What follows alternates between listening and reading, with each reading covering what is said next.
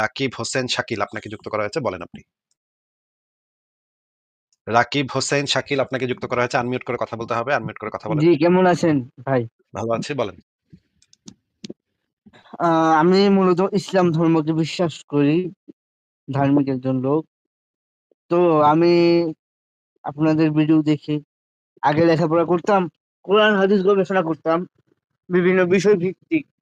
কিন্তু যখনই দেখলাম আপনারা বিভিন্ন অভিযোগ করছেন ইসলামের বিরুদ্ধে, তো আপনাদের এই অভিযোগগুলো নিয়ে পড়াশোনা করা শুরু করলাম।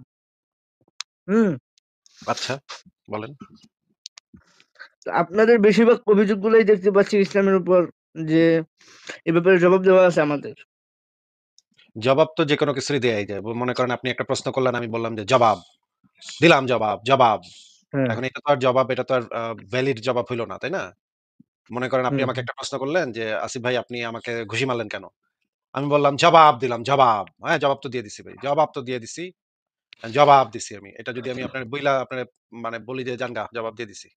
মানে এটা কি মানে আপনাকে ঘুষি মারার মতো যুক্তিযুক্ত কারণ হইলো? যে আমি বললাম যে খালি যে বললাম যে, "জবাব দিছি, জবাব। এই নেন জবাব।" না, না, না, এটা কি কোন বিষয়টা তেমন যুক্তিযুক্ত না। কারণ হইল না। আমি এখন বিষয়টা তেমন সেই বলিনি। সেই জবাব দিলেই তো হইল না। জবাবটাকে যুক্তিযুক্ত হইতে হবে। যেমন ধরেন আমরা আমাদের অনেক অভিযোগ আমরা করি ইসলাম বা অন্য ধর্মগুলোর বিরুদ্ধে। প্রধান একটা জিনিস, যেমন ধরেন একটা উদাহরণ হিসেবে বলতেছি, যেমন ইসলামের একটা বিধান হচ্ছে কাফেরদেরকে মেরে তাদের মা-বেটিকে আপনারা গনিমতের মাল বানান, তাই না? গনিমতের মাল বানায় নিয়ে আসেন, তারপরে তাদের সাথে সেক্স করেন। এটা নবীও করছে, নবীর সাহাবীরাও করছে, উম্মতেরা সবাই করছে। এখন যদিও আপনারা যুদ্ধ-টুদ্ধ করতে পারেন না, যুদ্ধ পারলে এখনো আপনারা মানে ইন্ডিয়া যুদ্ধ আচ্ছা, আচ্ছা, কইরা আসিফ ভাই, একটু কথার আসিফ মাঝখানে ভাই। কথা বলবেন না। আমার কথার মাঝখানে কথা বলবেন না। আমি এখন কথা বলতেছি না, কথা শুনবেন আগে, তারপরে আপনাকে যখন বলতে বলব তখন বলবেন। তো আপনারা যদি এখন ইন্ডিয়া আক্রমণ করতে পারেন, গাজওয়াতুল হিন্দ যদি করতে পারেন, তাইলে তো আপনারা ইন্ডিয়াতে ঢুইকা তারপরে ইন্ডিয়ার হিন্দুদেরকে মাইরা মুইরা তাদের মা-বেটিকে আপনারা তুইলা নিয়ে আসবেন, বন্দি বানায় নিয়ে আসবেন। আইনা তাদের সাথে আপনারা সহবত করবেন। আপনারা দাসী হিসেবে বাসায় রাখবেন, তারপরে সহবত করবেন। এটা ইসলামের বিধান। এটা একটা সুস্পষ্ট প্রতিষ্ঠিত ইসলামের বিধান যে কাফেরদেরকে মাইরা তাদের মা-বেটিকে আপনারা আইনা গনিমতের মাল হিসেবে আপনারা ভোগ করেন সেই মেয়েদেরকে। সেই মেয়েদেরকে বাইন্দা বন্দি কইরা নিয়ে আসেন আপনারা, নিয়ে আইসা ভোগ করেন।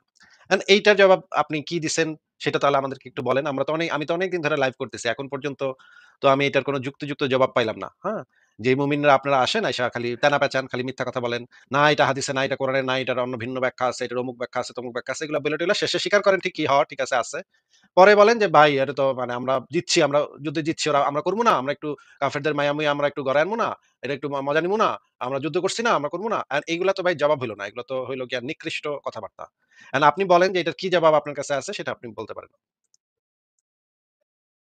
আচ্ছা, এখানে ২ টা বিষয়। ১ নাম্বার, আপনি বললেন যে ইসলাম অন্য ধর্মের লোকদেরকে হত্যা করার কথা বলে। ঠিক না?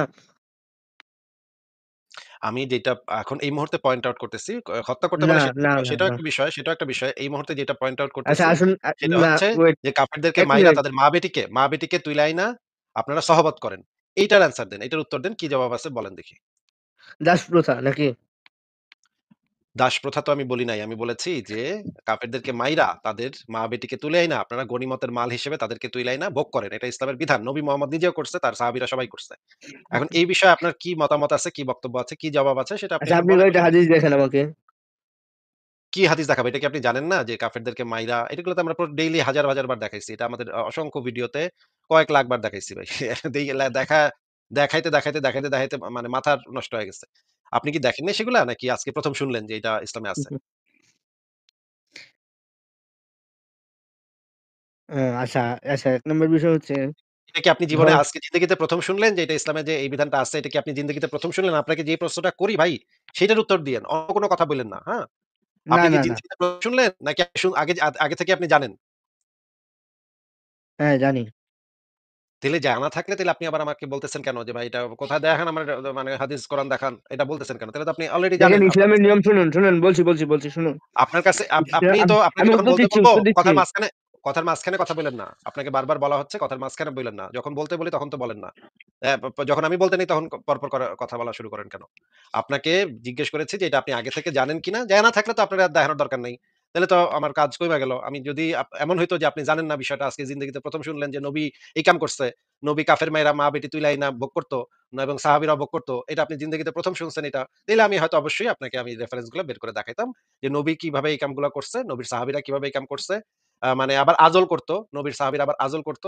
যে ওই যে আজল মানে কি বুঝেন? মানে হচ্ছে গিয়ে হ্যাঁ, আ বুঝছি, বলা লাগবে না। মুশরিক মেয়েদেরকে ধইরা আইনা বাইন্দা রাখতো। হ্যাঁ? বাইন্দা রাখার পরে বন্দি করে আইনা রাখতো। আইনা নবীরে গিয়া জিগাইতো, "নবী, আমি তো এই মেয়েটাকে একটু ভোগ-টোগ কইরা পরে আবার বিক্রি করতে চাই। হ্যাঁ? আমি তো এটা মানে পট কইরা যে মানে এখন যদি প্রেগন্যান্ট হয়ে যায় তাহলে তো বেচন যাইব না। বাজারে নিলে বিক্রি করন যাইব না। এই মেয়েটারে বাজারে নিয়ে বিক্রি করলে সমস্যা আছে।"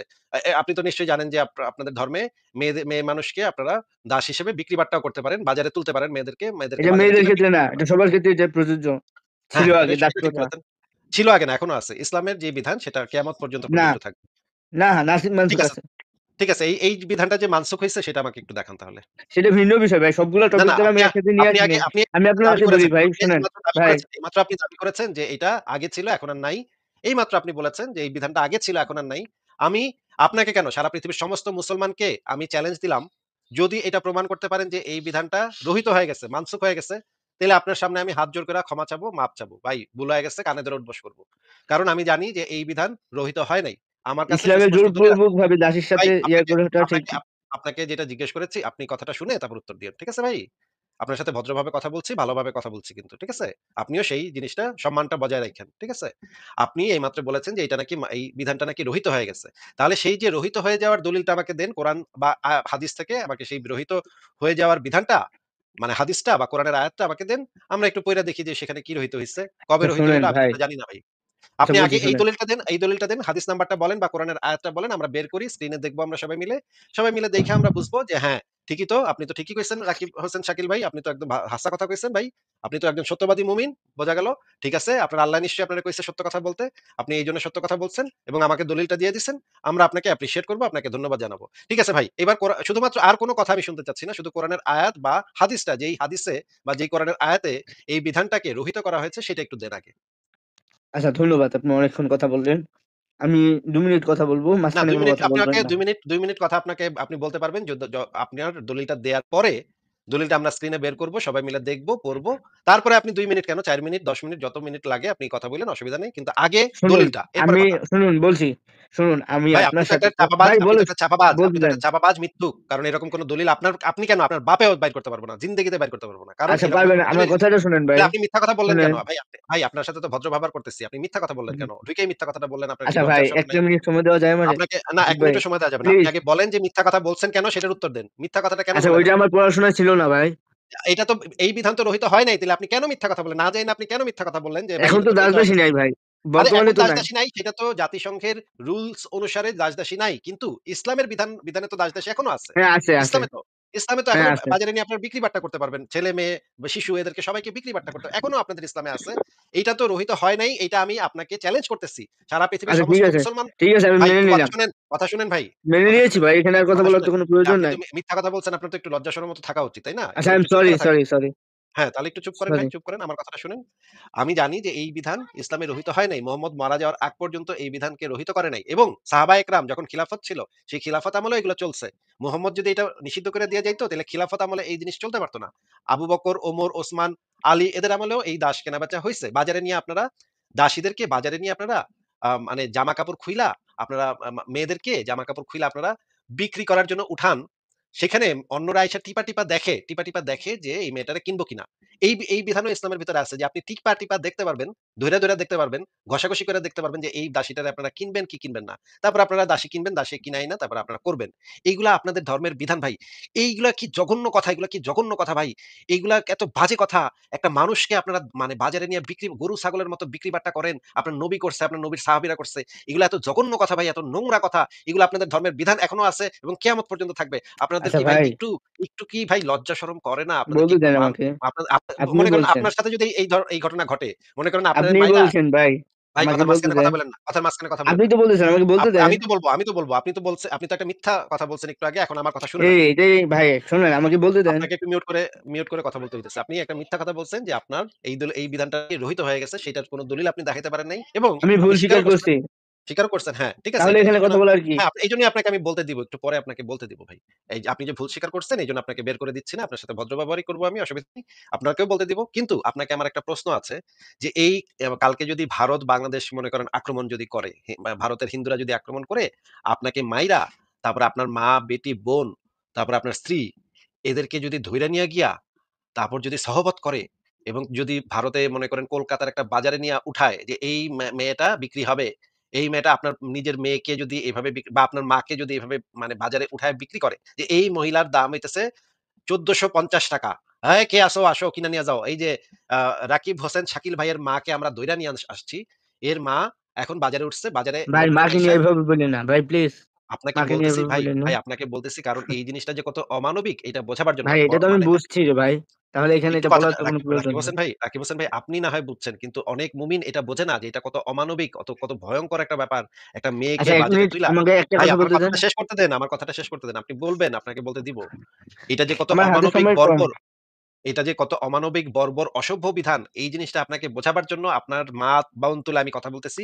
কিন্তু আপনার মা বোনকে অসম্মান করার বিন্দুমাত্র ইচ্ছা আমার নাই।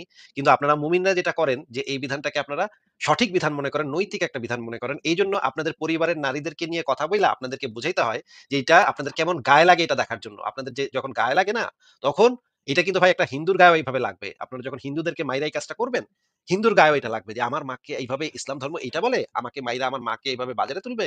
ছি, ছি, ছি এটা কেমন ধর্ম? এই কারণে আপনাদের মা বোন তুইলা কথা বলতে হয় ভাই। আপনাদের মা বোনদেরকে আমরা চিনিও, আমি চিনিও না। তাকে অসম্মানও আমি করতে চাই না। কিন্তু ভাই জিনিসটা তো নোংরা, জিনিসটা তো অসভ্য, বর্বর। আপনারা এই জিনিসটা কেন বুঝেন না? আপনি একটু বলেন তো যে এই জিনিসটার কি জবাব আপনারা দিচ্ছেন? এই যে আপনারা এই যে এই কাজ করেন। আপনি চাইলে আমি দলিলগুলা বের করতেছি, অসুবিধা নেই। আচ্ছা, দলিলগুলা আচ্ছা সব দলিল আমার কাছে লাগবে না পড়া আছে। শুনেন, দলিল হ্যাঁ, বলেন। লাগবে না শুনেন। আচ্ছা ১ নম্বর বিষয় হচ্ছে, আমি আপনার সাথে কথা বলতে আসছি নির্দিষ্ট কিছু বিষয়ের উপর। আমি বিষয়গুলো আগে থেকেই ঠিক করে রাখছি যে এই বিষয়গুলোর উপর আপনার সাথে কথা বলব। ওই বিষয়গুলোর উপর আমি লেখাপড়া করে আসছি। আপনি এই বিষয়টা উল্লেখ করেছেন, এটার উপর আমি গবেষণা করিনি, লেখাপড়া করিনি এবং আমি আগেই বলেছি যে আমি নতুন গবেষণা করছি। কথা কি আচ্ছা, ক্লিয়ার? আচ্ছা। ঠিক আছে। ঠিক আছে বুঝতে এক পারছি যে এই বিষয়ে আপনি জানেন না। কিন্তু আপনি কিন্তু ঢুকে বলছিলেন যে ভাই আপনাদের তো সব প্রশ্নের অনেক জবাব দিয়ে দেওয়া হয়েছে। তার মানে তো এইটারও জবাব এইজন্য আমি একটা উদাহরণ হিসেবে এটা বলেছি। যে উদাহরণ আচ্ছা, হিসেবে ধরেন এটা আচ্ছা নিয়ে আমরা আমি এবার অভিযোগ তুলব। আপনার সাথে ভাই বলি শুনুন। ভাই কথাটা তো শুনতে হবে ভাই। আপনার কথা আমি হুম, মনোযোগ দিয়ে শুনলাম না? তাহলে আমার কথাটা মন দিয়ে আপনি শুনবেন না? এটা কেমন কথা ভাই? আপনি তো আমার কথা মন দিয়ে শুনতেছেন না। কথার মাঝখানে কথা বলতেছেন। কথাটা মন দিয়ে শোনেন। আপনি তো ঢুইকা বললেন যে আমাদের সমস্ত প্রশ্নের জবাব আপনারা দিছেন। মাশাআল্লাহ, সুবহানাল্লাহ খুবই ভালো কথা। আলহামদুলিল্লাহ আপনারা দিচ্ছেন খুবই চমৎকার। কিন্তু আপনি নিশ্চয়ই এইটার এরপরে এটা বলার পরে আমি উদাহরণ হিসেবে এটাকে টানলাম। তো এটার কি উত্তর দিচ্ছেন আপনারা দেন দেখি এখন। দেন জবাব। তখন আপনারা তখন আপনি বলতেছেন ভাই এটা নিয়ে তো আমি পড়ি নাই। তাহলে আপনি তো এটা জানেন যে আপনি তো এসে দাবি করতেছিলেন যে সব প্রশ্নের উত্তর জবাব-টবাব দিয়ে দেওয়া হইছে। তাহলে এটা আপনি জবাব দেন নাই? এটা আপনি জানেন না? এটা জানেন না কেন ভাই? এটা তো একটা ভাইটাল ইস্যু, এটা তো একটা মেজর ব্যাপার। আমরা তো এটা নিয়ে অনেক লাইভ করছি। হাজার লাইভ করছি এটা নিয়ে। এত মেজর একটা বিষয় নিয়ে তাহলে আপনি এসে কেন বললেন যে সব প্রশ্নের জবাব আপনি দিয়ে দিছেন? আপনারা দিয়ে দিছেন। কেন বললেন এটা? শাকিল ভাই বলেন। আচ্ছা ভাই আমি ওইটা বলি নাই। কথা বুঝতে পারছেন? হ্যাঁ ভাই বুঝতে পারছেন? আমি বলছি যে দেখতেছি যে দেওয়া আছে। আমি এখনো পড়াশোনা ওই বিষয়ে করি নাই ভাই। কথা বুঝতে পারছেন? এটা তো আমি কিন্তু আপনাকে ভাই এই বললাম যে জিনিসটা আমার যেহেতু আমি একটু তুলে সময় ফেলছি, এই লাগবে জিনিসটা নিয়ে কথা না, ব্যস্ততার এই পর। জিনিস নিয়ে কথা শেষ না করে তো আমি সামনের দিকে আগাবো না ভাই। এই জিনিসটা নিয়ে কথা শেষ হবে। এরপরে আপনি যদি চান তাহলে আপনি যে বিষয়টা সবচেয়ে ভালো পড়ছেন সেই বিষয়টা নিয়ে আপনি কথা বলতে পারবেন। কিন্তু আগে এই বিষয়টা সমাপ্ত করে নিতে হবে এবং আপনার মতামতটা দিতে হবে যে আপনি এই বিষয়টা কি মনে করেন? এই বিষয়টাকে কি একটা নৈতিক কাজ মনে করেন নাকি অনৈতিক কাজ মনে করেন? এইটা আপনার বলার পরে আমরা পরের পয়েন্টে অবশ্যই যাব। ঠিক আছে ভাই? রাকিব হোসেন শাকিল ভাই, এইটা নিয়ে আমরা একটু কথা বলি প্রেজেন্টেশন দর্শকপ্রথা নিয়ে। অনুযায়ী মনে হচ্ছে মনে হচ্ছে হ্যাঁ, আমি বলতেছি। আপনি যেইভাবে বললেন সেভাবে মনে হচ্ছে যে আসলেই বিষয়টা অনৈতিক। সেটা আমরা একটু দলিল প্রমাণগুলো একটু ঘাটাঘাটি করে দেখি যে এটা এখানে কি বলা আছে। না, না মানে এটা আসলে দরকার নেই ভাই আমি জানি। না, এটা তো জানলে তো ভাই আপনি একা এটার জানলে তো হবে প্রয়োজন না। নেই। আপনার আপনার মানে মুমিন আপনি ভয় পাচ্ছেন কেন ভাই? লজ্জা পাচ্ছেন কেন? শরমের কি আছে? আমি আপনার যাওয়ার পর ইমানদার আমার হাতে না, সময় না। কম। ভাই আপনার সময় কম হইলে আপনি চইলা যান। হাতে সময় কম। আমি এখানে সময় কম এরকম তা মানুষকে আমি আমি রাখি না। আপনি যে শরম বিষয়টা পাইতেছেন কথা কেন? বলতে চাচ্ছি ভাই ওইটা বলতে দিবেন না? শাকিল ভাই শরম পাইতেছেন কেন? আপনি শরম পান কেন? আপনার নবী যেই কামগুলা করছে এখন যদি আমি দেখাই একটা কইরা, কেন শরম পাচ্ছেন? আপনারা তো বুক ফুলায় বলবেন যে, আমার নবী করছে, ভালো করছে। আমার নবী যা করছে সব ভালো করছে। এটা কইবেন। আপনি শরম পাইতেছেন কেন? এখন দলিল প্রমাণ বাইর করতে গেলে আপনি শরম পান কেন ভাই? এই যে এই কাজটা সব মুমিনরা করে আইসা শরম পায় খালি, হ্যাঁ? যখন আমি দেখাইতে চাই, মানে ইয়াগুলা দেখাইতে চাই তখন খালি শরম পায়। বলে, "না ভাই দলিল দেখায়েন না ভাই।" দলিল বের করলেই আপনারা বলেন যে, "না ভাই আর কথা বলব না ভাই। কোরআন হাদিস বাইর করেন না ভাই।" মানে বাইর করলেই মানে সমস্যা। এই যে দেখেন চলে গেছে। দেখেন আমি দেখেন, দেখেন কি একটা অবস্থা দর্শকরা। দেখেন সে চলে গেছে। মানে শরম পায় গেছে সে। আমি তো একটা করে দেখাবো যে আপনাদের ধর্মে যে কি আছে সেটা তো আমি একটা করে দেখাবো। আমি তো বের করে রাখছি। আমি তো এক্ষুনি বের করতাম। ইস! মানে আমাদের মুমিন ভাইটি চলে গেল। মুমিন ভাইটি কট করে পালায় গেল। মানে আপনার নবী এবং তার সাহাবীরা যে কি লীলা খেলা করছে সেটা তো কোরআন হাদিসে আছে, তাফসীর গুলাতে আছে, সিরাত গ্রন্থগুলোতে আছে, লিপিবদ্ধ আছে। আপনারা যাইবেন কোথায়? আপনারা তো পালায়া যাইতে পারবেন না। এইগুলা আগে মানে মানে সমস্ত কোরআন হাদিস এগুলা সব পাল্টাইতে হবে আপনাদের। না পাল্টাইলে তো আপনারা মানে সুবিধা করতে পারবেন না। এগুলা তো ভয়ংকর, ভয়ংকর ব্যাপার আছে আপনাদের ধর্মের ভিতরে। মানে আপনারা চিন্তা করতে পারেন, একটা মেয়েকে বাজারে তুলতেছে, বাজারে তুইলা তারপরে করতেছে মানে বিক্রি মানে দাম দস্তুর করতেছে, হ্যাঁ? আপনারা একটু দেখেন, আমি কয়েকটা মানে দেখাচ্ছি, কয়েকটা রেফারেন্স দেখাচ্ছি যে যেমন ধরেন আ এই এই হাদিসটা দেখেন, ইসলামিক ফাউন্ডেশন সহিহ মুসলিম, ইস্তিবরার পর যুদ্ধবন্দিনীর সাথে সঙ্গম করা জায়েজ এবং তার স্বামী বর্তমান থাকলে সে বিবাহ বাতিল। আবু সাঈদ খুদরি থেকে বর্ণিত রাসূলুল্লাহ সাল্লাল্লাহু আলাইহি ওয়াসাল্লাম হুনাইনের যুদ্ধের সময় আওতাসের দিকে একটি বাহিনী পাঠান। তারা শত্রু দলের মুখোমুখি হয় এবং তাদের সাথে যুদ্ধ করে জয়লাভ করে এবং অনেক কয়েদি হস্তগত হয়। এদের মধ্য থেকে দাসীদের সাথে সহবাস করা রাসূলুল্লাহ সাল্লাল্লাহু আলাইহি ওয়াসাল্লামের কয়েকজন সাহাবী যেন নাজায়েজ মনে করলেন, তাদের মুশরিক স্বামী বর্তমান থাকার কারণে। মানে মুশরিক স্বামীরা বর্তমান ছিল, ওইখানে উপস্থিত ছিল। এইজন্য সাহাবীরা সেই তাদের চোখের সামনে, স্বামীদের চোখের সামনে তাদের স্ত্রীদের সাথে সঙ্গম করাটা নিয়ে একটু সংকোচ করতেছিল। হুম? এইরকম সময়ে আল্লাহ তাআলা এই সূরা নিসার ২৪ নম্বর আয়াতটা নাযিল করল এবং বলল যে, "তোমরা করতে পারো, অসুবিধা নাই। তোমরা করো। Go for it." হ্যাঁ? মানে এইগুলা কি রকমের কথা আপনারা বুঝতে পারেন? এগুলা কি রকমের মানে ভয়ংকর বর্বর কথা আপনারা বুঝতে পারেন? আমরা দেখি যে কয়েকটা ভিডিও দেখি যে এখানে কি বলা হয় দেখি আমরা দেখেন আপনারা। আরেকজনের প্রশ্ন হচ্ছে যে আমি আমার দাসীর সাথে সহবাস করতে পারবো? আপনি দাসী পাইলেন কই? এটা হচ্ছে আসল কথা। যে আপনি দাসী পাইলেন। এখন বর্তমানে কোথায় দাসী আছে? যে আপনি দাসীর সাথে আপনি সহবাস করবেন? হ্যাঁ, এখন শুনে যায় ক্বচিৎ এখন নাকি আফ্রিকার কোথাও কোন জায়গায় নাকি দাসী আছে। আরব দেশের অনেক আমিররা এবং কয়েকজন শাইখও এরকম নাকি দাসী তারা পেয়েছেন আফ্রিকার মধ্যে, যে এরকম বংশ পরম্পরায় তারা এরকম দাসী হিসেবে চলে আসছে। এছাড়া তো পাওয়া যায় না এবং এগুলোর রেটও অনেক বেশি বর্তমানে। এছাড়া বিশ্বের মধ্যে দাসী পাওয়া তো মুশকিল। সুতরাং আপনি দাসীর সাথে সহবাস করবেন কিনা এটা তো আপনার জিজ্ঞাসা করার মানে হয় না। যেমন আমাদের দেশে বলে যে উটের গোস্ত খাইলে উজু যাবে কিনা, এরকম একবার ঝগড়া করে একজনের মাথা ফেটে ফেলছে। আর উটের গোস্ত পাইছেন কই? বাজারে বিক্রি হয়, তাহলে এটা নিয়ে আপনার কথা উঠে কেন? হ্যাঁ, যে দেশে উটের গোস্ত অ্যাভেলেবল পাচ্ছেন সেই দেশেই নাই কথা আসবে। তিনি বলছেন সূরা আল মাআরিজ আয়াত নম্বর ২৯-৩০ একটু বলবেন। আর যদি রহিত হয় তাহলে আমাকে কোরআন আয়াত দেখান বা সহিহ হাদিস দেখান। রহিত হইল কে? রহিত হয় নাই, বরং আবার যদি এমন সুযোগ আসে, হয়তো বা ইমাম মাহদী যখন আসবেন তখন আবার ইসলামী যুদ্ধ হবে, তখন আবার আপনার দাসের ব্যাপারটা দেখা যেতে পারে। এছাড়া বর্তমানে দাসের কোনো প্রথা তেমন নেই, যেটা একটু আগে আমি বললাম খুব অল্প পরিসরে পাওয়া যায়, সেটাও সবার জন্য সহজলভ্য নয়। আচ্ছা, আপনারা দেখলেন যে কি বলল এই মানে আলেম। আরেকজন আলেমের বক্তব্য শুনেন আপনারা। হলো স্ত্রী, আরেক হচ্ছে দাসী। দাসী কারা? বর্তমান সমাজে দাসী মালিক কেউ না, আমাদের কারো কাছে দাসী নেই। আমরা নিজেরাই নিজেদের তকদিরের মধ্যে আঘাত করেছি। এটা আমাদের মালিক হওয়ার একটা স্বভাব ছিল, কিন্তু যে ওয়ে থেকে দাসীর মালিক হওয়া যেত আমরা সেই ওয়েটা রাস্তাটাকে বন্ধ করে দিয়েছি। সেটা ছিল একমাত্র আল্লাহ সুবহানাহু ওয়া তাআলার পথে সংগ্রাম, জিহাদ করা। জিহাদের মাধ্যমে আমরা যদি পরাস্ত করতে পারতাম কাফেরদেরকে, তাহলে ওদের মহিলাদেরকে দাসী করে গ্রহণ করা যেত। আর এত অনেক কল্যাণ আছে। এটা শুধু ভোগের কারণে গ্রহণ করতাম তা কিন্তু নয়। যেই সমস্ত মহিলারা এখন ফ্রিডম ভাবে চলাফেরা করতেছে, এরা যদি মুসলিমদের আন্ডারে চলে আসে, আল্লাহ সুবহানাহু ওয়া তাআলা এদেরকে দাসী বানিয়ে এদেরকে হত্যা করে দিতে আল্লাহ চাইলে বলতে পারতো যে এদেরকে হত্যা করো পুরুষদের মতো, কিন্তু কেন করেনি? আল্লাহ সুবহানাহু ওয়া তাআলা এদের উপরে দয়া করেছে, এরা দাসী হয়ে থাক, হতে পারে এই দাসী অবস্থায় ইসলাম গ্রহণ করে নেবে তোমাদের চরিত্র দেখে, না তো পেয়ে গেল, মুক্তি পেয়ে গেল। এটা বড় একটা রিজন ছিল। তো যাই হোক, নাস্তিকরা সবসময় ভিন্ন অ্যাঙ্গেল দিকে নেবে, কিন্তু আল্লাহ সুবহানাহু ওয়া তাআলার হিকমা বড় ব্যাপক। আল্লাহ সুবহানাহু ওয়া তাআলা বলছেন এই দাসী তোমাদের জন্য হালাল করা হলো, কিন্তু যেহেতু দাসী এখন আর নাই, এটা আবার যখন আমাদের তকদিরে আসবে তখন জায়েজ হবে। তো দাসী কারা এটা বলতে গিয়ে বলেছিলাম, দাসী কারা? দেখলেন আপনারা, দেখলেন একটার পর একটা আমি দেখাতে পারবো এই জিনিসগুলো একটার পর একটা আমার কাছে আছে, একটার পর একটা আমার কাছে সংরক্ষণ করা আছে। আরেকটা শোনেন। কৃতদাসের সাথে সহবাস সংসার করা ইসলামী শরীয়ত মতে যাবে কিনা? না, কৃতদাসের সাথে কোনো সহবাস সংসার করা যাবে না, কৃতদাসীর সাথে করা যায়। শুনেন আপনারা, কিন্তু দাসীর সাথে করা যায়। এখন আপনারা আপনাদেরকে আচ্ছা উনি আবার আসছেন। আ ওই ভদ্রলোক আবার আসছেন। আমি একটু যুক্ত করি। রাকিব হোসেন জি, শাকিল, জি, আপনি কি শুনতে পাচ্ছেন? জি, জি, জি। আমি ওই রেফারেন্স গুলো একটু দেখাচ্ছি যে আপনাদের ধর্মে কি আছে সেগুলো আমি একটু দেখাচ্ছি যে আপনাদের ধর্মে এই জিনিসগুলো আছে। আ কাফেরদেরকে মেরে তাদের মা-বেটিকে তুলে এনে আপনারা গনিমতের মাল হিসেবে ভোগ-টোগ করেন। আমি এখন একটা হাদিস দেখাবো। আপনি হাদিসটা একটু শুনে দেখেন, পড়েন। আপনার হাদিস পড়লে তো আপনার সওয়াবও আছে। আপনার ধর্মে তো হাদিস পড়লে আচ্ছা একটা ভাই, সওয়াবের আমি ব্যাপার। আপনাকে ভাই, বলেছিলাম যে ভাই এই আমরা একটু বিষয়টা পরে আরেকদিন আসি। অবশ্যই আসবেন। আমরা এটা নিয়ে আলোচনা শেষ করার পরে আর আপনি যে বিষয়ে কথা বলতে চান সে বিষয়ে আমরা কথা বলব। অসুবিধা নেই। এই বিষয়টা কিন্তু যেহেতু তুলেছি, আমার হাতে এই তো এত বিষয়টা সময় নাই ভাই। তাহলে তো ভাই আমার কিছু করার নাই। তাহলে তো আপনি চলে যান। যেদিন সময় থাকবে সেদিন এসে যুক্ত হয়েন। সেদিন আমরা কথা বলব। অসুবিধা কি? আমার কোনো সমস্যা নাই। আমি তাওহীদ পাবলিকেশনস থেকে প্রকাশিত সহিহ বুখারী হাদিস গ্রন্থ থেকে পড়তেছি।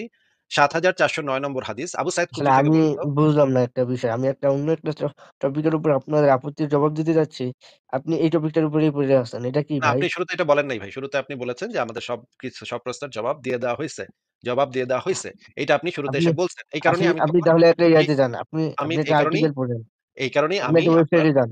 এই কারণেই আমি আপনার কথার সূত্র ধরে আমি জিজ্ঞেস করেছি আপনাকে যে আপনি তাহলে এখানেই জবাবটা দেন। এই যে দাসী সহবত করেন আপনারা মুসলমানরা, আপনারা মুমিনরা রেসপন্স আপনাদের টু নবী করেন। এডিট ইসলাম এটাতে যান। এটার এটার যে সঞ্চালক মিনার আমাদের এই হ্যাঁ, লাইভে হ্যাঁ। এসে কয়েকবার কান্নাকাটি করে ফেরত গেছে ভাই। কানে ধরে ফেরত হুম। গেছে। এদিকে আর জিন্দেগিতে আসবে না বইলা গেছে। ঠিক আছে? এবং বলতে অন্যদেরকে আমার লাইভে যুক্ত হইতে না করে দিছে। বলছে অন্য কেউ যেন আমাদের লাইভে যুক্ত না হয়। কারণ আমার লাইভে যুক্ত হইলে অসুবিধা আছে, খবর আছে। আমি এক্কারে মানে ঝালাই করে একে শেষ করে দিই। ঠিক আছে? আচ্ছা আমি আপনাকে আ আ শাকিল ভাই আমি আপনাকে ওই যে এই ওয়েবসাইট যে চালায় তার বক্তব্যই শুনায় দেই। তার বক্তব্য শুনায় দিলেই তো মানে যে এই ওয়েবসাইটের মালিকানা যার আ নাম জানেন তো এর? এই ওয়েবসাইটের মালিক কে জানেন তো নাকি? হ্যাঁ, মুশফিকুর রহমান মিনার। হ্যাঁ, তার আমি ভিডিও আমি ছেড়ে আপনারে শোনায় দিচ্ছি। দেখেন সে আমার সম্পর্কে কি বলে? আপনাদেরকে কইছে আমার লাইভে যুক্ত না হইতে, আমার লাইভ থেকে দূরে থাকতে ভাই। আমার লাইভে আইলেই নাকি গন্ডগোল হয়ে যাবে, খবর হয়ে যাবে। হ্যাঁ? আচ্ছা এটা প্রশ্ন করি কমন। একটু পরে করেন ভাই। আপনি একটা প্রসঙ্গ তুইলা আবার যদি পট করে আরেকটা প্রসঙ্গে চলে যান, তাইলে কেমনে হবে ভাই? আমার তো সেটার উত্তরটা শেষ করতে এটা হবে। কিন্তু উত্তরটা হলো শেষ না ভাই। আমি কিন্তু ১০ আপনি মিনিটে এক কথা এক বলতে এক পারলাম না। এক প্রসঙ্গ থেকে আরেক প্রসঙ্গে পট করে চলে গেলে আমি তো কথা বলতে পারব না ভাই, হ্যাঁ? আপনাকে আমি দেখাচ্ছি এখন মুশফিকুর রহমান মিনার আমার সম্পর্কে কি বলে সেটা আপনি একটু শুনেন। আপনাদেরকে তো আমার লাইভে যুক্ত হইতে নিষেধ করে দিছে। বলছে আমার লাইভে যেন আপনারা যুক্ত না হন। যুক্ত হইলে অসুবিধা আছে, খবর আছে। হ্যাঁ? এই যে দেখেন আ কই যেন? হ্যাঁ, এইটা মনে হয় দাঁড়ান একটু দেখি। আমি কি একটা মানে একটা প্রশ্ন করতে চাই, গুরুত্বপূর্ণ একটা প্রশ্ন। না আমাকে কি সময় দিবেন? জি বলেন। মানে যদি আচ্ছা না এই ভিডিওটা না, এই ভিডিওটা না। আ দাঁড়ান আমি একটু দেখাচ্ছি। ওই ভিডিওটা কোথায় গেল? মোহাম্মদ মুশফিকুর রহমান মিনার। একে আমরা বলেছিলাম যে আচ্ছা হ্যাঁ পাইছি। দেখেন একটু এই ভিডিওটা শুনেন, হ্যাঁ? আচ্ছা আমাদের সাথে হাসান নামে একজন আছে। জি হাসান ভাই আপনি বলুন। ধন্যবাদ তোমাকে যুক্ত করবার জন্য। আমি আসলে অনেকদিন ধরে চাচ্ছিলাম আপনাদের সাথে যুক্ত হওয়ার জন্য। তো ব্যাক স্টেজ চলছিল তো ঢুকতে পারিনি। অনেকক্ষণ চেষ্টা করার পর ঢুকলাম। জি আমার যে বিষয়টা হচ্ছে আমি আসলে ইসলাম সম্পর্কে তেমন বেশি জানিও না। তো মানে ডিপলি ইসলামের যে বিষয়গুলো আছে সেগুলো সম্পর্কে আমার জানা নেই। তো আমি ওই কোনো একটা মাধ্যমে একটা ইউটিউব চ্যানেল সন্ধান পেয়েছিলাম আসিফ মহিউদ্দিনের। তো তিনার যে ভিডিওগুলো ছিল সেগুলো শোনার পর এবং তিনার একটা ওয়েবসাইট আছে সেই লেখাগুলো পড়ার পর আমার মধ্যে কেমন জানি সংশয় কাজ করছে। তো আমি এখানে যিনি আছেন মুশফিকুর রহমান মিনার ওনাকে আমি ইনবক্স করেছিলাম। তো আমি এখন লেখাগুলো পড়ার চেষ্টা করছি আসলে, কিন্তু আমার ভিতরে যে সংশয় সেগুলো কিন্তু এখন কাটছে না। তো আমার আসলে আমি যে এখন আপনাদের কাছ থেকে কিছু ব্যাপার ক্লিয়ার হতে চাচ্ছি। এখন সবকিছু আসলে যত ওনার লাইভগুলো দেখছি বা ওনার ওয়েবসাইটে লাইভগুলো পড়তেছি ততই আমার মানে ইসলামের প্রতি যে একটা প্রবল বিশ্বাস ভালোবাসা ছিল সেটা দিন দিন কমে আসতেছে। এখন আমার এই মুহূর্তে করণীয়টা কি আমি আসলে বুঝে উঠতে পারছি না। জি হাসান ভাই, এখানে আপনার প্রথমত একটা বিষয় আমরা সবসময় বলি, যদি আমাদের কথাগুলো নিয়ে নাস্তিকরা ট্রল করে তবু যেটা বাস্তব সেটা আমাদেরকে বলতে হবে। সেটা হচ্ছে আমি একটা উদাহরণ সবসময় দিই। ধরুন একটা কলস, হ্যাঁ, সেই কলসটা হচ্ছে ফাঁকা।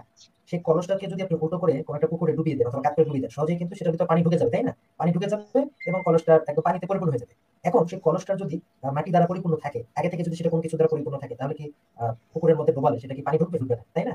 সেটা তার জি। ভিতরে যেটা আছে সেটাই থাকবে। তো এখন দেখেন একটা বিষয়, আপনি নিজেই বলেন যে ইসলাম সম্পর্কে আপনার সেরকম গভীর জ্ঞান নেই, কিন্তু আপনি আবার এটাও বলেন যে আপনি আসিফ মহিউদ্দিনের আপনি ফেসবুক লাইভ এবং তার ব্লগের আপনি সংস্পর্শে এসেছেন। একটা বিষয় আপনি দেখেন নাই, একজন হচ্ছে ট্রেন্ড একজন নাস্তিক, যে হচ্ছে অ্যান্টি ইসলামিক অ্যাক্টিভিজমের সাথে সে এক যুগের বেশি সময় ধরে সে জড়িত। সে জানে অ্যান্টি ইসলামিক আর্গুমেন্ট কোন বিষয় কি ধরনের আর্গুমেন্ট আছে, এই বিষয়ে সে রীতিমতো সে অত্যন্ত পারদর্শী। তো এরকম একজন ব্যক্তির আর্গুমেন্টের সামনে যদি ইসলাম সম্পর্কে খুব গভীর জ্ঞানী, আপনি নিজেই সেটা বলেছেন, আসে, তাহলে তো তার তো ওই কলসের মতো অবস্থা হবে না, যেটা হচ্ছে ফাঁকা আছে সেটা হচ্ছে সহজে পানি ঢুকে যাবে, তাই না? এরকম নিতে হবে। আর যার হচ্ছে ইসলাম সম্পর্কে ভালো আকীদা সম্পর্কে জ্ঞান আছে, অ্যান্টি ইসলামিক আর্গুমেন্ট গুলো কেন আসে, কিভাবে আসে, এগুলোর প্রকৃতি সম্পর্কে যাদের জ্ঞান আছে, তারা যদি এর সম্মুখীন হয় তাহলে তাদের কিন্তু একই রকম অবস্থা হবে না, তাই না? এটা কিন্তু স্বাভাবিক একটা বিষয়। যে আমরা পরামর্শ দিই যাদের হচ্ছে ইসলাম সম্পর্কে খুব গভীর জ্ঞান নেই, তাদের উচিত হবে না এই ধরনের আর্গুমেন্টের সামনে আসা। একজন ইসলাম সম্পর্কে খুব গভীর জ্ঞান নেই, তারা যদি এই সমস্ত আর্গুমেন্টের সামনে লাগাতার আসতে থাকে এবং ইমানটা যদি হারায়, অযথা ভুল বুঝে হারায়, তাহলে তো ক্ষতি হয়ে গেল। বিষয়টা তো এরকম হলো যে একজন ব্যক্তি সে অক্সিজেন ট্যাঙ্ক না নিয়ে সে এভারেস্ট জয় করতে উপরে উঠে গেল, তারপর অক্সিজেন অভাবে অযথা সে দম বন্ধ হয়ে মারা গেল। অথবা আচ্ছা, রাকিবুল ভাই আপনি কি শুনতে পেয়েছেন? এই মুশফিকুর রহমান মিনারের বক্তব্য জি, জি, শুনতে জি, পেয়েছেন? জি। মুশফিকুর রহমান কি বলল যে আপনাকে বলছে যে আচ্ছা সরি আপনাকে আপনি এই ইস্যুতে লেগেছেন। আপনাদেরকে বলছে যে আমাদের লাইভ হচ্ছে এভারেস্টের মতো অক্সিজেন ট্যাঙ্ক নিয়ে যেন আমাদের লাইভে মানে এভারেস্টে আপনি না ওঠার চেষ্টা করেন। আপনাকে তো মুশফিক মিনার এই পরামর্শ দিছে নাকি? জি। গভীরভাবে ভালো করে পড়ালেখা না কইরা কখনো নাস্তিকের লাইভে যাওন যাবে না। এইটা বইলে দিছে, তাই না? হুম। আচ্ছা তাহলে আসিফ ভাই, আপনি যে এই মুশফিক মিনারের কথাটা শুনলেন না, না শুইনা যে আপনি যে দাসী হুম, প্রথা নিয়ে গভীর পড়ালেখা না করে যে এখানে ঢুইকা গেলেন, এখন যে মানে মানে ধরা খায় গেলেন ভাই। এখানে যে এসে ধরা খায় গেলেন, প্রথম একটা মিথ্যা কথা বলে না ধরা ভাই খাইছেন। শুনেন। এখন আমি আচ্ছা একটা, একটা ভাই, করে আপনাকে সব মিথ্যা ধরায় দিব। আপনি একটার পর একটা মিথ্যা বলবেন, আমি পট করে ধরায় দিব। আমার কাছে সব দলিলপত্র খোলা আছে ভাই। আপনি কোন চিপা দিয়ে বাইর হইতে পারবেন না। আপনি যেই প্রসঙ্গ আমি আপনাকে এই গ্যারান্টি দিতেছি। যেই প্রসঙ্গ তুলেন আপনাকে সেখান দিয়ে ধইরা মানে কান্দা ছেড়ে দিব ভাই। হ্যাঁ, ভাই আমাদের লাইভে বড়, বড় আলেম আইসা কানতে, কানতে বেড়ায় গেছে ভাই। হ্যাঁ, আমার লাইভে বড়, বড় আলেম আইসা কানতে, কানতে এই মুশফিক মিনারও কানতে, কানতে বেড়ায় গেছে ভাই। মুশফিক মিনারও কয়েকবার কানতে, কানতে বেড়ায় গেছে ভাই। এখন আপনি আইছেন তার দলিল নিয়া আমার সাথে বিতর্ক করতে। যে নিজেই আমার লাইভে আইসা কানতে, কানতে বেড়ায় গেছে তার দলিল নিয়ে আপনি কি পারবেন ভাই? আপনি তো ইসলাম সম্পর্কে তেমন কিছু জানেন বলেও আমার মনে হইতেছে না।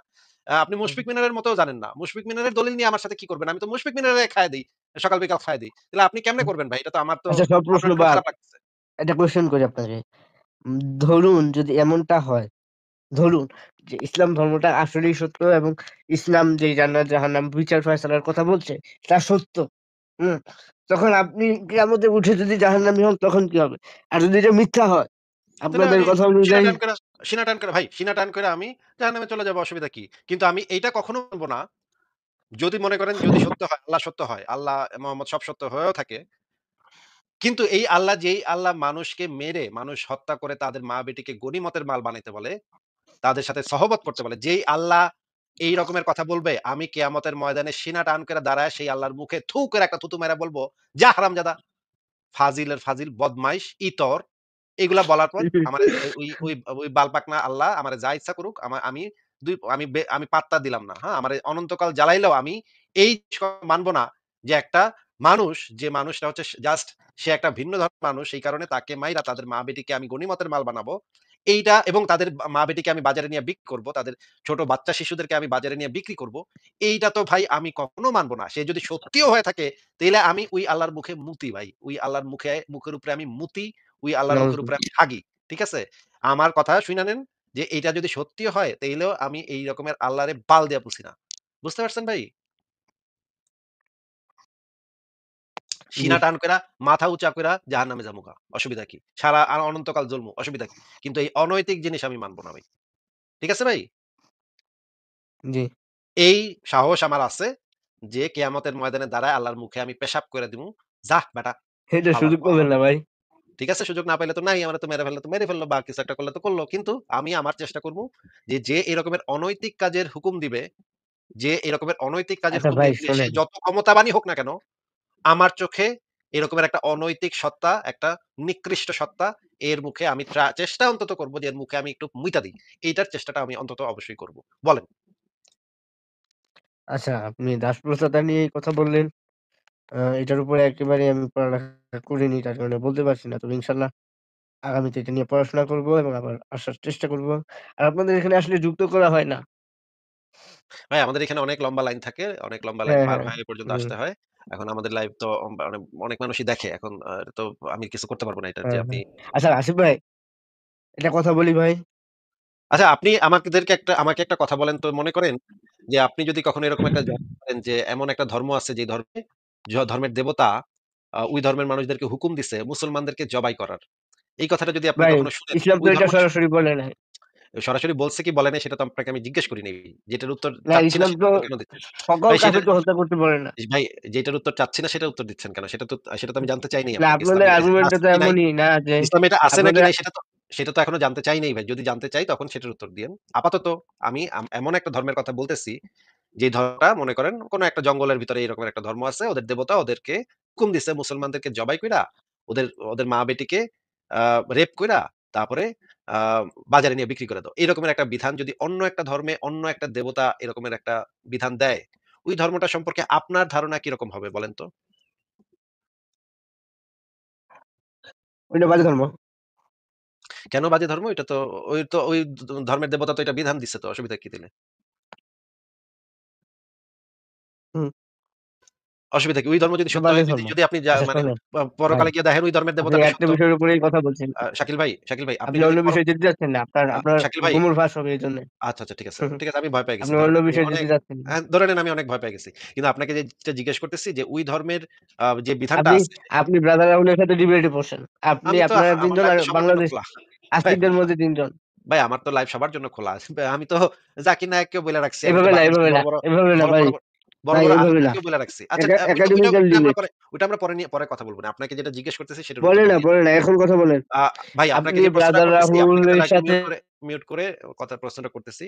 যে আপনাকে জিজ্ঞেস করেছি যে এই যে অন্য একটা ধর্মের কথা বললাম যে এই ধর্মের বিধান হচ্ছে মুসলমানদেরকে পুরুষদেরকে জবাই করে মা-বেটিদেরকে রেপ করে পরে গিয়ে বাজারে নিয়ে বিক্রি করে দেওয়া। এই একটা বিধান যদি আপনি শোনেন যে একটা ধর্মে এরকম একটা বিধান আছে, এই ধর্মটা সম্পর্কে আপনার কি ধারণা হবে? আপনি বলছেন যে খারাপ ধারণা হবে। এই ধর্মটা তো খুবই নিকৃষ্ট ধর্ম। এটা আপনি মনে করেন। ঠিক আছে, এটা ভালো কথা বলছেন। কিন্তু আপনি যদি পরকালে গিয়ে দেখেন ওই ধর্মের দেবতাটা বইসা আছে, আপনার আল্লাহ মিথ্যা, ওই ধর্মের দেবতাটা ওখানে বইসা আছে। এটা যদি আপনি পরকালে গিয়ে দেখেন, তখন আপনি কি করবেন ভাই? তখন কি আপনি আ ওই দেবতাটা গিয়ে জিজ্ঞেস করবেন না যে, "তুই হালার পর তুই এই রকমের বিধান দিছস কেন? মানুষে ভেদাভেদ, মানুষে ঘৃণা, মানুষে মারামারি, কোপাকুপি, গনিমতের মাল, এগুলা কি? এগুলা তোর ধর্মে এই সমস্ত কি?" এটা কি আপনি জিজ্ঞেস করবেন না? পরকালে ধরেন কিয়ামতের ময়দানে ওই দেবতাটার সাথে আপনার দেখা হইলো। তখন আপনি কি করবেন? কি বলবেন বলেন তো? আমি আমি তখন কিছু বলার থাকবে না। আপনি কি তখন মানে ভয়ে গিয়ে আতঙ্কে এটা বলবেন যে, "আচ্ছা তুমি যেটা কইছো সেটাই ভালো বিধান দিছো।"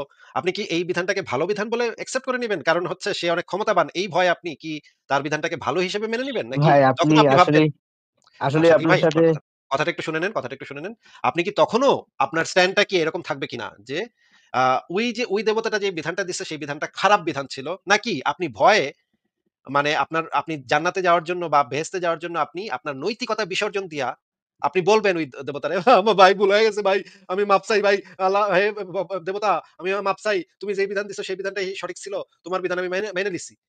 আপনি কি আপনার নৈতিকতা বিসর্জন দিয়ে আপনার মানে চিন্তা, আপনার মানে যুক্তি, আপনার বিবেক সব বিসর্জন দিয়ে ওই দেবতার পায়ের কাছে গিয়ে আপনি মাপ চাইবেন? নাকি আপনি ওই দেবতা যে একটা খারাপ কথা বলছে সেটা আপনি সিনা টান করে বলবেন। আমি তো সিনা টান করে ওই দেবতারও আমি সিনা টান করে বলব যে, "তুই হালা, তুই একটা বদমাইশ, তুই একটা বাজে একটা দেবতা, তুই একটা নোংরা দেবতা। তোর মুখে আমি পেশাব করি।" এটা আমি ওই দেবতার সামনে বলব। কিন্তু আপনি কি ভাই মানে ভয় আতঙ্কে ওই দেবতা যেহেতু অনেক শক্তিশালী, এই শক্তির ভয়কে আপনি মানে আপনার নৈতিকতা বিসর্জন দিবেন? নাকি আপনি সিনা টান কইরা সত্য কথাটা বলবেন বলেন তো?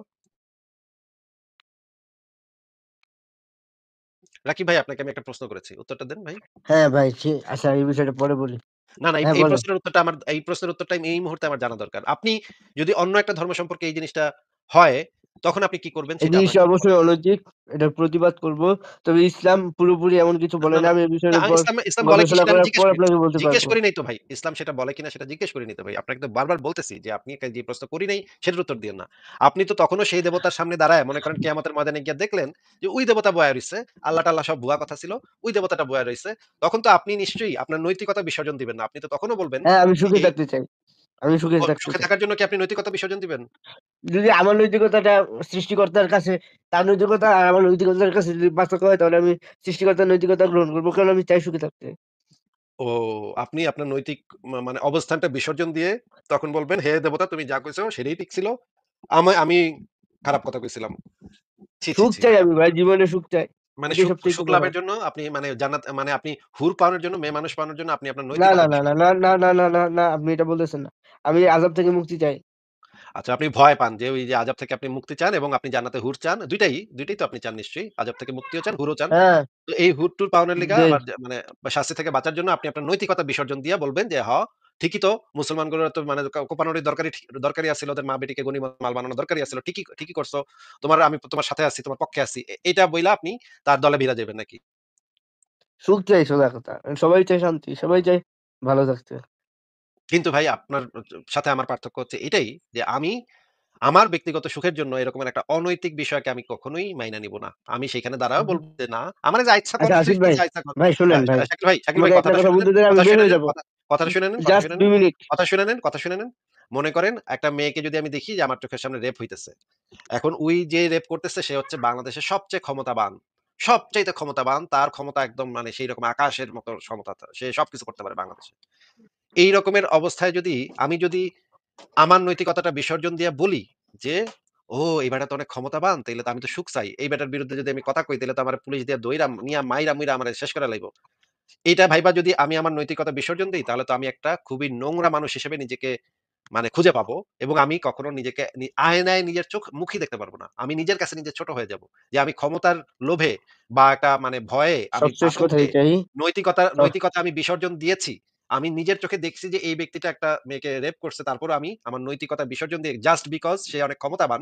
এই কারণে আমি ভয় পেয়ে তার বিরুদ্ধে কথা বলি নাই। এইটা তো আমি তো নিজের কাছে নিজে ছোট হয়ে যাব। আপনার সাথে আমার পার্থক্য হচ্ছে আপনি কি যেটা করবেন, যেহেতু ওই বেটা ক্ষমতাবান, ওই বেটার ভয় আপনি বলবেন যে আমি তো ভালো থাকতে চাই, আমি তো সুখে থাকতে চাই, আমি তো হুর চাই, আমি তো টাকা-টোকা চাই। আপনি ওই বেটার পায়ে তেল মালিশ করে বলবেন যে আমারে ২ টা টাকা দাও, আমি তোমার নাম পুলিশে কমু না, কারো কমু না। তুমি যে এই কামটা করছো কারো কমু না। আপনি এই কাজটা করবেন। আপনার কথা শুনে বোঝা যাচ্ছে আপনি একটা নৈতিকতা বিসর্জন দিবেন ক্ষমতার ভয়ে। কিন্তু আমি আমার নৈতিকতা বিসর্জন দিব না। আমি সেই জায়গায় দাঁড়ায়ও এমন হইতে পারে যে সে আমারে সাথে, সাথে মেরে ফেলবে।